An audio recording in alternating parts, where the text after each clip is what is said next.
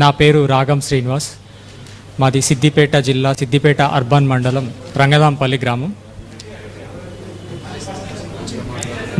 మా కుటుంబానికి 13 ఎకరాలన్నర వ్యవసాయ భూమి ఉంది మా ఊర్లో.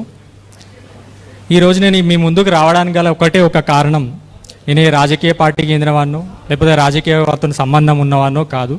ఒక యాదవ సామాజిక వర్గానికి చెందినవాడిని, ఒక బీసీ రైతు బిడ్డగా మీ ముందుకు వచ్చిన.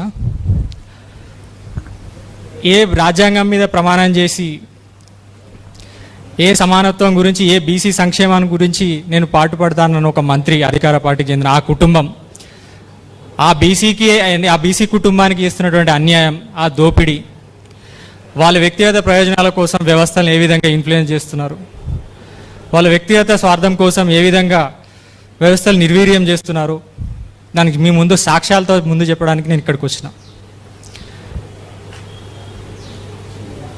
పొన్నం అనూప్ కుమార్, ఈయన టీపీసీసీ లీగల్ సెల్ అశోక్ వాళ్ళ కుమారుడు. మంత్రి, బీసీ సంక్షేమ శాఖ మంత్రి అయినటువంటి పొన్నం ప్రభాకర్ వాళ్ళ అన్న కుమారుడు.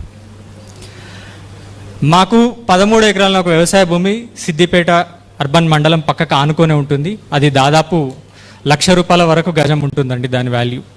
అది ఇప్పుడు 150 కోట్ల విలువ ఉంటుంది. అది మా తాత, తండ్రి, మా తల్లి ఇప్పటి వరకు పశువుల పాలు విండుకుంటూ, మా కులవృత్తిని నమ్ముకుంటూ, వ్యవసాయం చేసుకుంటూ ఈ రోజు వరకు మీరు వచ్చినా తెలిసిపోతుంది.